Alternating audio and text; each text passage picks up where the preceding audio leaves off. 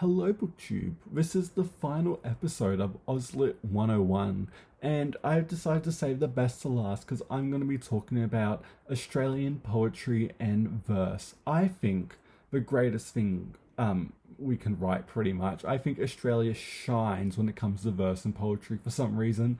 Even though we came very, very late to the game, especially like mid to late 1800s pretty much.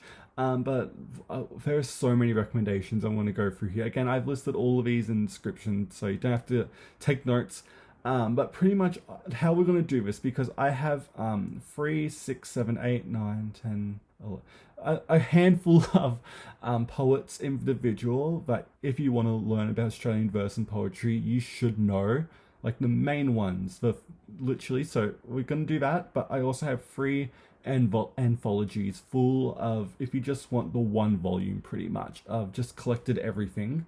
And so let's talk about that. The first anthology I'm going to be talking about, it is a weapon at this point. It could kill someone if you threw it at them. And that is Australian poetry since 1788. And this is massive. Even for me with big hands, it is a lot. It is only 1,090 pages of poetry, and this does everything, like literally from European arrival. There are a couple, I think, indigenous poems I think they did chuck into at some point or mention, but this has your big players, everyone's in here. This does tend to focus on more of contemporary rather than more just classic Australian poets. But if you want the one big anthology, this is literally the best one to do. Again, it's literally massive. It's very pretty too. I'll show you the insides, of course. And you got that, which is very lovely. And yeah, you got a little description biography of each poet too. You got one there, Mr. Henry Lawson. So you got a bit of notes for them too. And yeah, there's some quibbles I have that in terms of what poems were chosen for certain classic authors, especially Frank the poet, but we'll get to that later. But again, if you want the one, pick up this. Like it's a lot, and it'll take you ages to get through it. And then we have a book that I used to mention all the time on this channel. It is a mandatory read for me, and that is the new book of, oh my god, the new Oxford Book of Australian Verse by edited by Les Murray. This is my Bible. It is incredibly detailed with some really interesting picks from famous poets in here. Marcus Clark's in here, and I thought that was really cool. A lot of great, just, it's incredible. A lovely resource. A lot of poets you will find in here won't have their own edition that's just given to them. Like, they live and die in anthologies, and I'm going to rant about that when we get to certain individual poets later on. But if you want more of like a old school, like here's what, 50, 60 years ago was considered the great Australian poets, pick up some of these. It's not as modern as the one I just showed before, but you do get more insight into more classic Australian poets. So pick up that. And one of my favorite ones I do go to, again, this is another one edited by Les Murray. He was an incredible anthologist, in my opinion. And this is Helen After, 4 early English language poets of Australia. I've showed this off my channel back in the early days. This has poems from Francis MacNamara, Mary Gilmore, John Shaw Neilson, and Lesbia Hartford too. Lovely notes to it, big readable. You can find this literally anywhere. Pick it up. It's, again, early poets. They're so fun to read about. But then let's get to the main, I'll count my list. 1, 2, 3, 4, 5, 6, 7, 8, 10 poets. The main 10 you got to learn about. And we're starting off with Francis MacNamara, aka Frank the Poet. He is one of my favorite poets ever. He's one of the earliest convict writers we know. So we're going back to the early 1800s, I believe, maybe a bit earlier, around that time. He was sent here because I think he stole like cloth, and he was sent from Ireland all the way to Australia for some reason.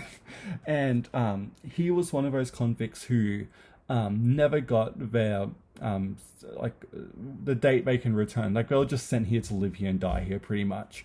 And Frank had a very interesting time when he was here, because he was sent to work as a shepherd to protect sheep from the dingoes. And then there's a famous thing about how, I'm going to get this wrong, but how he was protecting the dingoes from eating the sheep, but then the sheep was trying to eat him. So it became like a weird vicious cycle. So he done a bit of shepherding. And then he was sent to Sydney to work in the mines at the time. And because this was in the summer, and or really any time, because mining underground can be really hot, and so convicts were forced to work in the mines naked. And he was like, yeah, I'm not doing that. And so he ran off pretty much.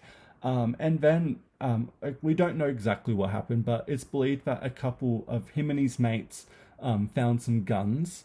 And back then, convicts having guns were super not allowed. Like, the police had instant permission to open fire on you and kill you right there.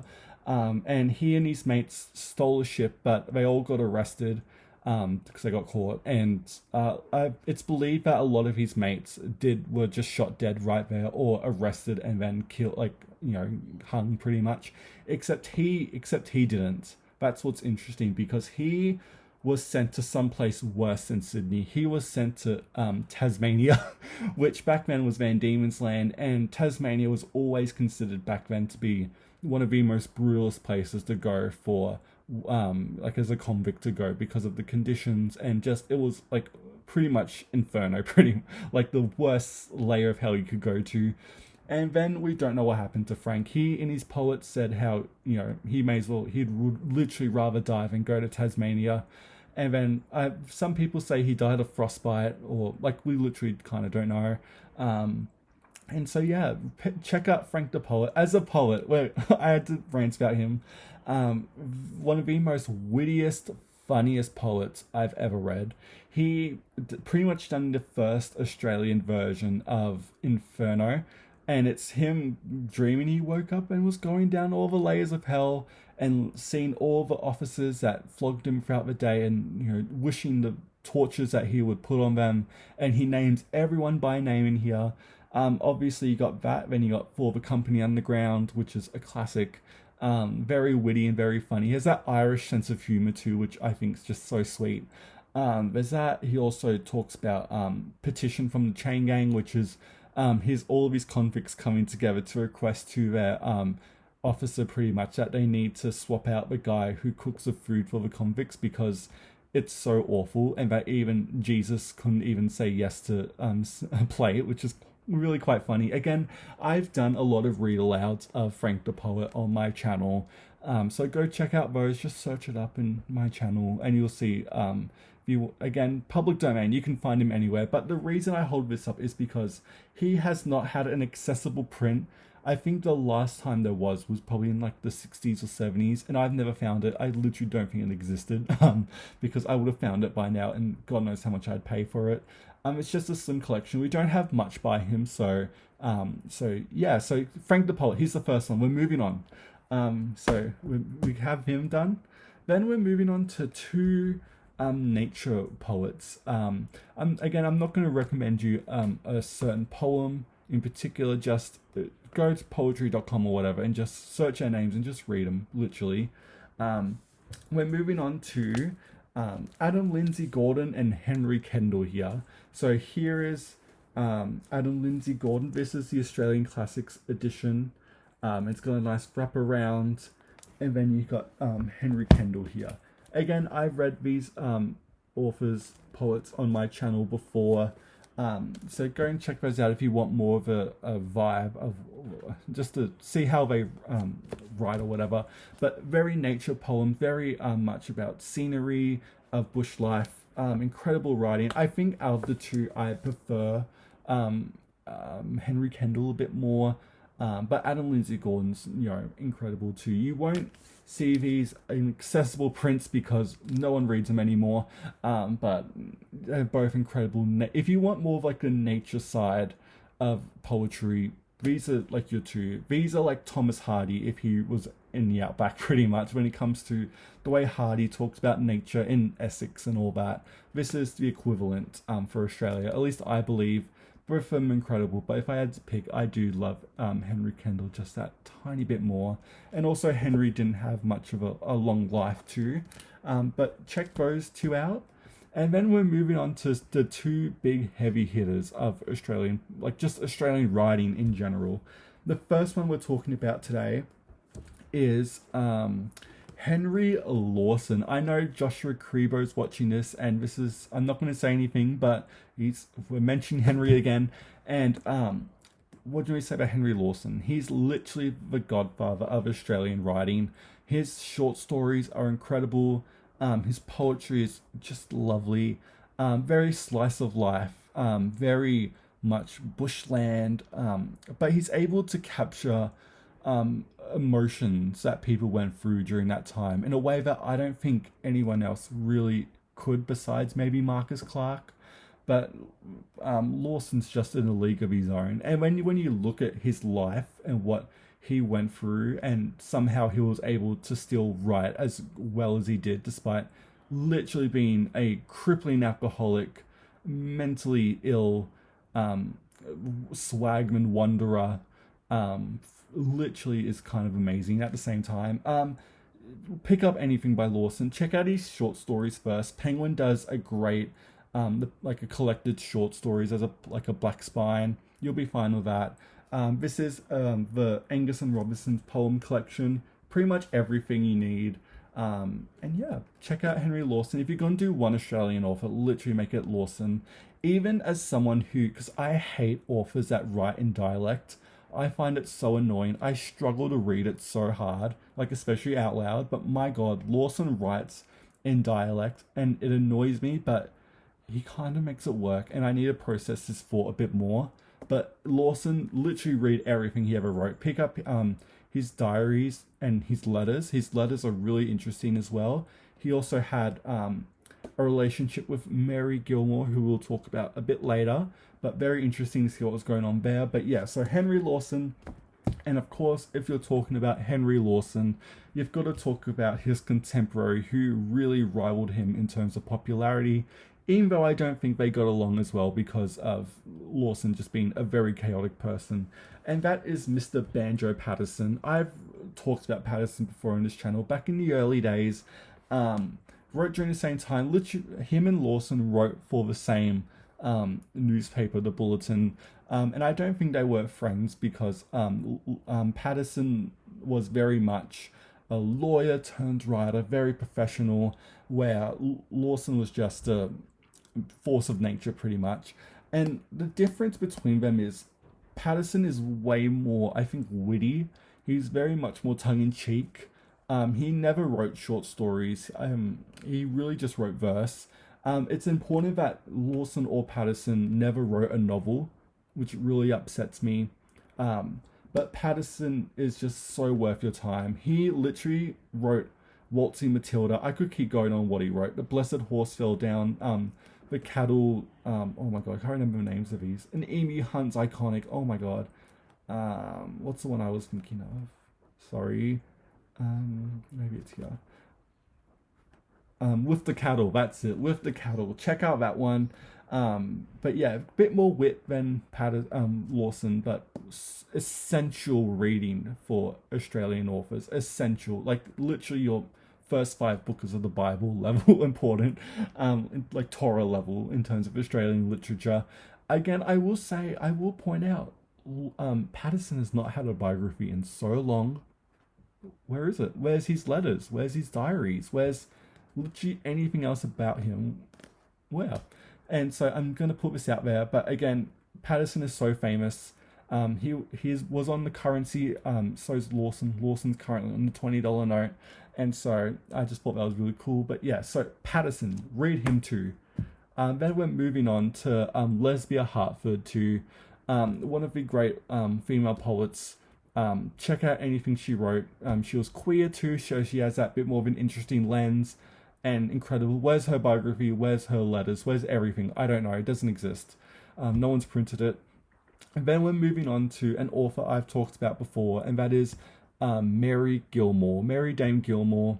She is, again, literally on the currency, literally on the notes, but she is not in print at all.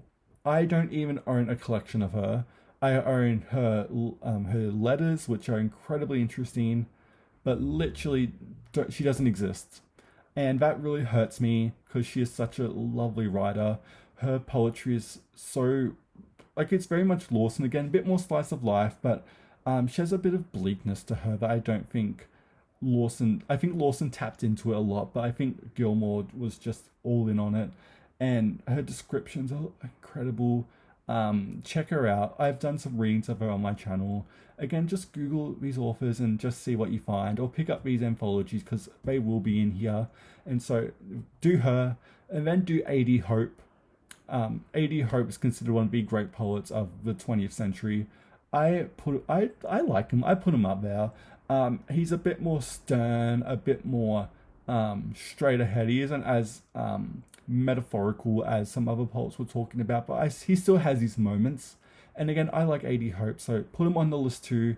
And then we're moving on to probably my favorite, like, modern Australian poet, and that is Judith Wright herself.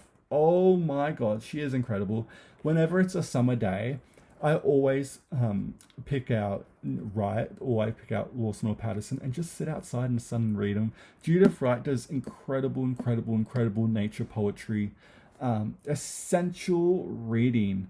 This spans her career from 1942 to 1985. Essential reading, like literally Torah, first 5 books of the Bible, important for Australian works. I feel like I don't need to say anything. Literally anything you read of her will be incredible. And then the last person we're talking about today is Les Murray. Here he is. This is a complete collected poems. Here, I pulled this on the channel a while ago, and this is literally everything, except this doesn't have his verse novel, Freddie Neptune, which is genuinely incredible. And this doesn't have his first book, The Ilex Tree, or Waiting for the Past. But one of the most wittiest poets I think I've ever read. He's so smart, and his ability to blend Australian folklore into contemporary readable poetry is just incredible. Lawson done the same too with blending folklore, and I found that really lovely too. But Murray's just so incredible. He is famous in his own right. He does a lot of editing and anthologies. He's literally done everything. And yeah, pick out Les Murray too. Again, just Google him and just find what you find, literally.